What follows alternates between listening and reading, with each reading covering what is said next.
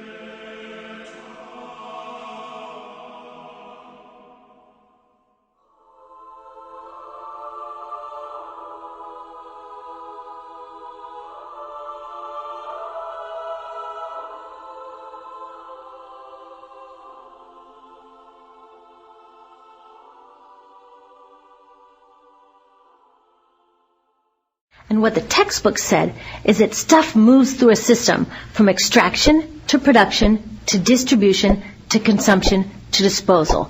All together, it's called the materials economy. Well, I looked into it a little bit more. In fact, I spent 10 years traveling the world, tracking where our stuff comes from and where it goes. And you know what I found out? That is not the whole story. There is a lot missing from this explanation. For one thing, this system looks like it's fine. No problem. But the truth is, it's a system in crisis. And the reason it's a system in crisis is it's a linear system and we live on a finite planet. And you cannot run a linear system on a finite planet indefinitely. Every step along the way, this system is interacting with the real world. In real life, it's not happening on a blank white page. It's interacting with societies, cultures, economies, the environment. And all along the way, it's bumping up against limits. Limits we don't see here because the diagram is incomplete. So let's go back through. Let's fill in some of the blanks and see what's missing. Well, one of the most important things that's missing is people. Yes, people. People live and work all along this system. And some people in this system matter a little more than others. Some have a little more say. Who are they? Well, let's start with the government. Now, my friends tell me I should use a tank to symbolize the government, and that's true in many countries and increasingly in our own. After all, more than 50% of our federal tax money is now going to the military. But I'm using a person to symbolize the government because I hold true to the vision and values the government should be of the people, by the people, for the people. It's the government's job to watch out for us, to take care of us. That's their job. Then along came the corporation. Now, the reason the corporation looks bigger than the government is that the corporation is bigger than the government. Of the 100 largest economies on Earth now, 51 are corporations. And as the corporation has grown in size and power, we've seen a little change in the government where they're a little more concerned in making sure everything's working out for those guys than for us. Okay, so let's see what else is missing from this picture. We'll start with extraction, which is a fancy word for natural resource exploitation, which is a fancy word for trashing the planet. What this looks like is we chop down the trees, we blow up mountains to get the metals inside, we use up all the water, and we wipe out the animals. So here we are running up against our first limit. We are running out of resources. We are using too much stuff. Now, I know this can be hard to hear, but it's the truth, so we've got to deal with it. In the past 3 decades alone, 1/3 of the planet's natural resource base has been consumed. Gone. We are cutting and mining and hauling and trashing the place so fast that we're undermining the planet's very ability for people to live here. Where I live, in the United States, we have less than 4% of our original forests left. 40% of the waterways have become undrinkable. And our problem is not just that we're using too much stuff, but we're using more than our share. We have 5% of the world's population, but we're using 30% of the world's resources and creating 30% of the world's waste. If everybody consumed at U.S. rates, we would need 3 to 5 planets. And you know what? We've only got 1. So my country's response to this limitation is simply to go take somebody else's. This is the third world, which some would say is another word for our stuff that somehow got on somebody else's land. So what does that look like? The same thing, trashing the place. 75% of global fisheries now are fished at or beyond capacity.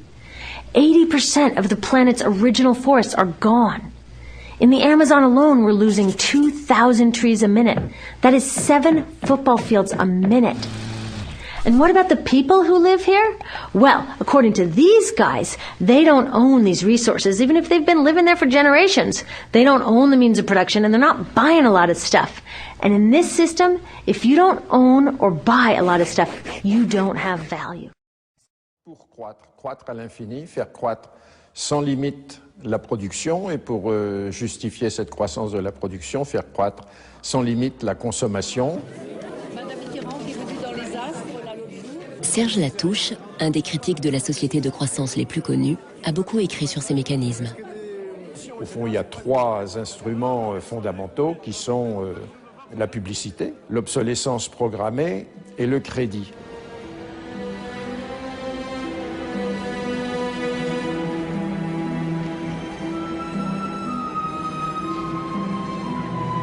Depuis une génération, notre but dans la vie semble être de consommer à crédit, d'emprunter de l'argent pour acheter des biens dont nous n'avons pas besoin.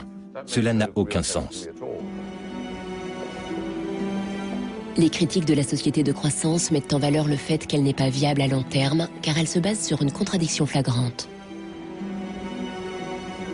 Celui qui croit qu'une croissance infinie est compatible avec une planète finie est soit un fou, soit un économiste.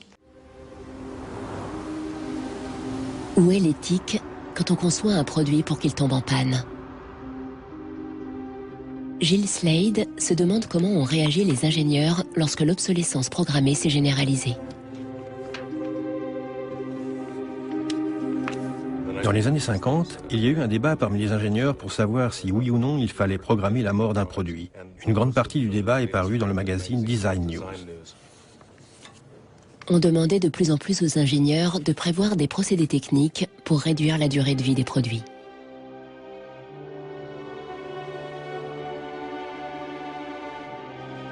De nombreux ingénieurs trouvaient que c'était un sale coup de faire payer pour des produits délibérément conçus pour tomber en panne.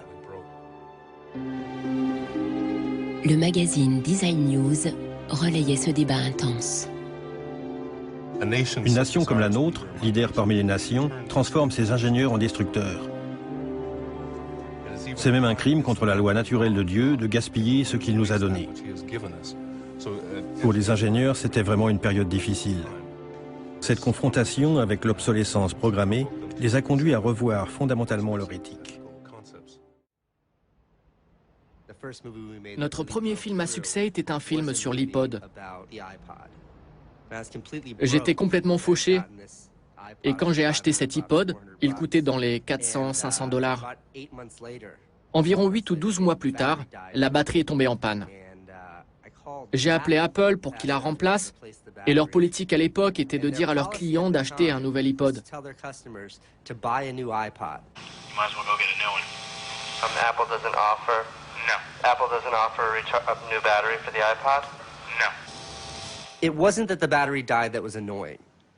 Que la batterie soit morte ne m'embêtait pas, car quand la batterie de mon portable Nokia ou de mon ordinateur portable Apple ne marche plus, je peux les remplacer.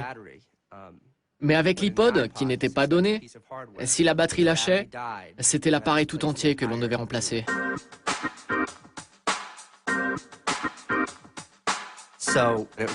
Mon frère a eu l'idée d'en faire un film.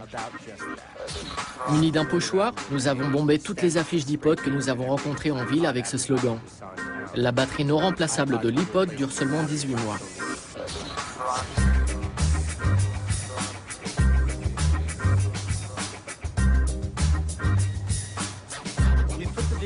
On a posté la vidéo sur notre petit site, ipodsdirtysecret.com. Et en un mois ou 6 semaines, il y a eu 5 ou 6 millions de visites. Le site a explosé.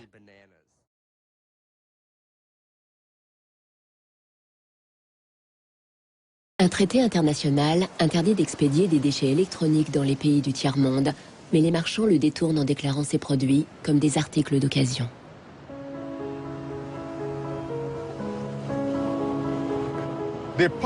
Ils mettent en avant le matériel électronique en bon état, environ 10 articles dans chaque conteneur de 12 mètres, alors que tout le reste du conteneur est rempli de déchets électroniques.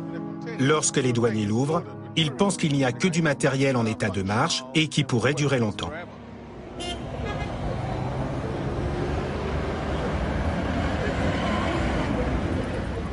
Les conteneurs sont déchargés dans la zone portuaire où des hommes d'affaires locaux achètent les appareils électroniques qui fonctionnent encore ou qui peuvent être réparés.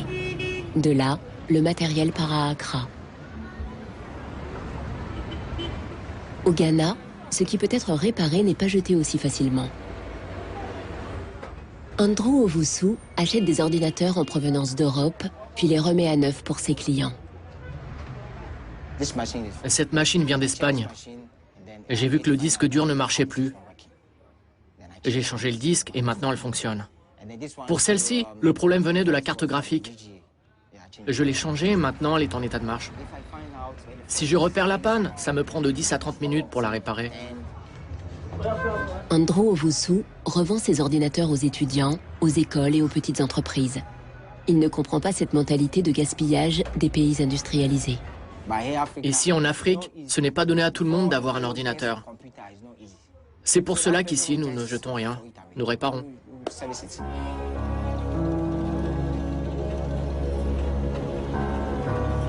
Mais en fait, plus de 80% des déchets électroniques qui arrivent au Ghana sont totalement irréparables et des conteneurs entiers finissent dans des décharges illégales partout dans le pays. Nous nous trouvons dans la décharge d'Agboglochi. Avant, il y avait une jolie rivière ici, l'Odo, qui traversait cet endroit. Elle regorgeait de poissons. Notre école n'était pas très loin d'ici et nous venions jouer au football. Nous flânions sur les rives. Les pêcheurs organisaient des balades en bateau. Je m'en souviens très bien. À présent, tout ça n'existe plus. Et cela me rend vraiment très triste et furieux.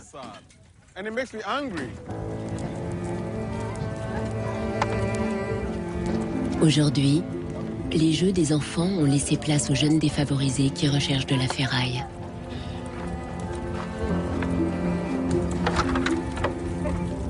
Ils brûlent la gaine en plastique des câbles d'ordinateur pour récupérer le métal.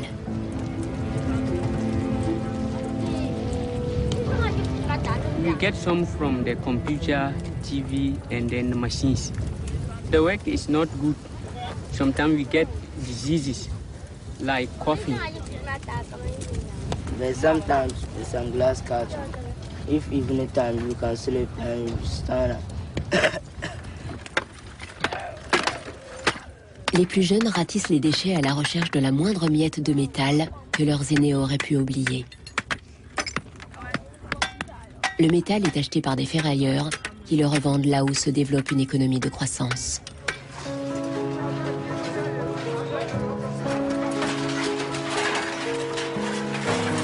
Les principaux clients sont actuellement Dubaï et la Chine.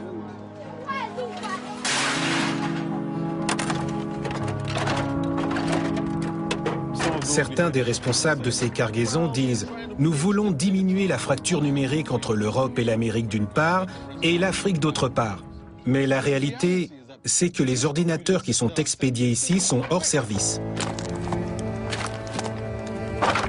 C'est absurde de recevoir tous ces déchets alors qu'on ne peut pas les traiter. D'autant plus que nous ne les avons pas produits et que notre pays est devenu la poubelle du monde.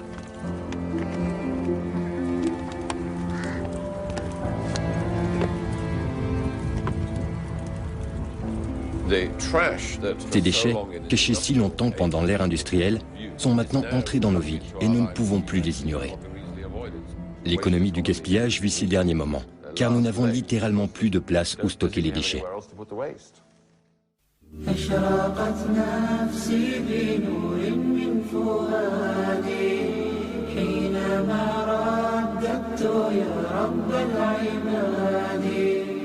وانتشت روحي وصار الدمع يجري يا إلهي خذ بقلبي للرشاد أشرقت نفسي بنور من فؤادي حينما رددت يا رب العباد وانتشت روحي وصار الدمع يجري يا إلهي خذ بقلبي للرشاد أشرقت نفسي بنور من فؤادي حينما رددت يا رب العباد وانتشت روحي وصار الدمع يجري يا إلهي خذ بقلبي للرشاد في سكون الليل أدعو في سجودي والدجى حولي سواد في سوادي يا رغوفا يا رحيما يا حليما يا كريما ما لفضلك من نفادي يا سميعا يا مجيبا يا عظيما اهدني يا خالق السبع الشداد أشرقت نفسي بنور من فؤادي حينما رددت يا رب العباد وانتشت روحي وصار الدمع يجري يا إلهي خذ بقلبي للرشاد أشرقت نفسي بنور من فؤادي حينما رددت يا رب العباد وانتشت روحي وصار الدمع Si loin, là-bas, la déforestation, 13 millions d'hectares de forêts tropicales disparaissent chaque année. C'est un quart de la France. Toutes les 2 secondes, un terrain de football se volatilise là-bas, au Brésil, en Indonésie ou dans le bassin du Congo. La déforestation, si loin, mais pourtant si proche de nous, la destruction des forêts tropicales est à l'origine d'1/5 des émissions de gaz à effet de serre mondiales. C'est plus que le secteur du transport au niveau mondial. Là-bas au Brésil ou dans le bassin du Congo, certains bois sont pillés, coupés sans autorisation. Les entreprises forestières profitent du manque de moyens, de contrôle et de la corruption des autorités. Ici, ce bois entre sur le marché européen avec de faux papiers, puisqu'aucune loi n'existe vraiment pour le contrôler. On le retrouve dans nos parquets, nos contreplaqués, nos meubles de jardin en bois tropical. Là-bas, dans l'Amazonie brésilienne, on rase les forêts pour y faire paître des bovins. Ici, cet élevage alimente la production de cuir pour nos baskets, nos sacs à main, parfois pour des marques prestigieuses. Là-bas, le Brésil est fier d'être le numéro 1 de l'élevage au niveau mondial et la déforestation fait du Brésil le 4e pire émetteur de gaz à effet de serre. Là-bas, en Indonésie, les forêts sont rasées pour la culture d'huile de palme. Ici, l'huile de palme est transformée en huile végétale que l'on trouve dans les pizzas, les chips, la margarine, les shampoings, les détergents. Et la déforestation fait de l'Indonésie le 3e émetteur mondial de gaz à effet de serre, donc le 3e pays pollueur de la planète, juste derrière la Chine, les États-Unis et devant le Brésil. Ici, pour rendre les voitures moins polluantes, on a créé ce qu'on nomme les biocarburants, du carburant à base de matières végétales, comme la canne à sucre, le soja ou l'huile de palme. Là-bas, pour cultiver ces matières premières, on brûle, on détruit les forêts, en émettant des quantités énormes de CO2. Tout ça pour réduire les émissions de CO2 des voitures. En bref, une fausse bonne idée pour le climat. Pour sauver les forêts, il faut donc arrêter les moteurs de la déforestation. Les scientifiques sont inquiets. Un trou d'une taille équivalente à 5 fois la surface de l'Allemagne s'est ouvert dans la couche d'ozone au-dessus de l'Arctique. Le problème, ce trou s'est déplacé durant une quinzaine de jours au-dessus de l'Europe de l'Est, de la Russie et de la Mongolie. La couche d'ozone est un bouclier naturel qui filtre entre autres les ultraviolets, rayons nocifs pour les organismes vivants.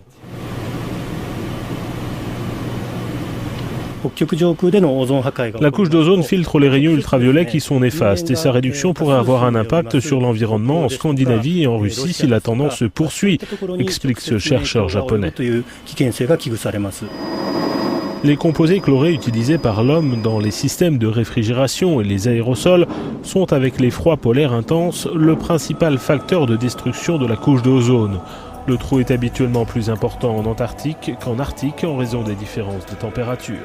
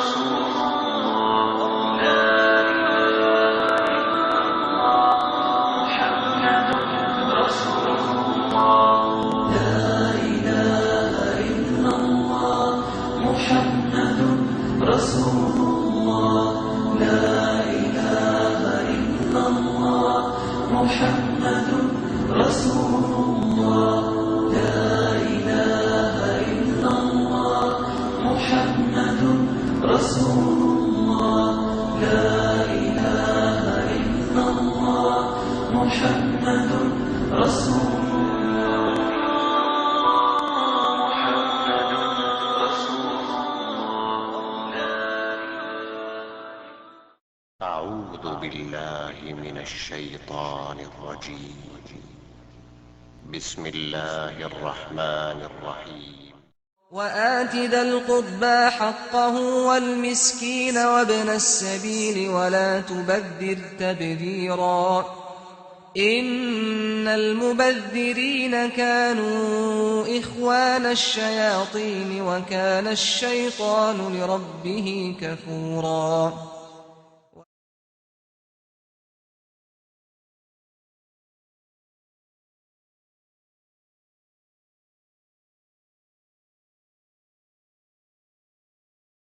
في ليلة من الليالي لست أدري ما تراني ظلمة تغمرني يا رب. الأرض ضاقت والسماء وقلبي ما رفض الضياء والدمع بات يبكي يا إلهي يا إلهي يا إلهي يا إلهي يا إلهي.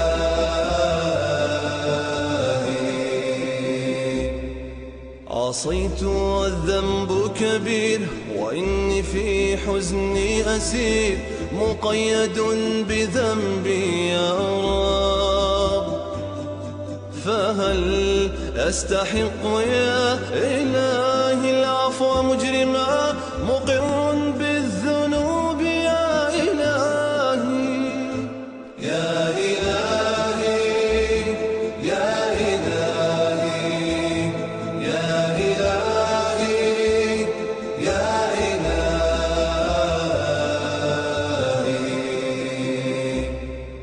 أنت الذي خلقتني رحمتني ورزقتني دوما يا ربي قد كنت معي.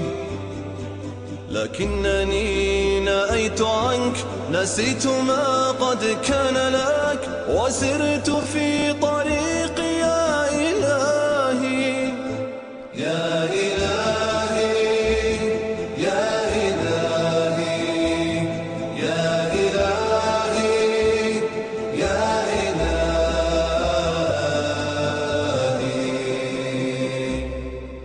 أنت الذي خلقتني رحمتني ورزقتني دوما يا ربي قد كنت معي. لكنني أعد عنك نسيت ما قد كان لك وسرت في طريقي يا إلهي يا إلهي يا إلهي يا إلهي يا إلهي.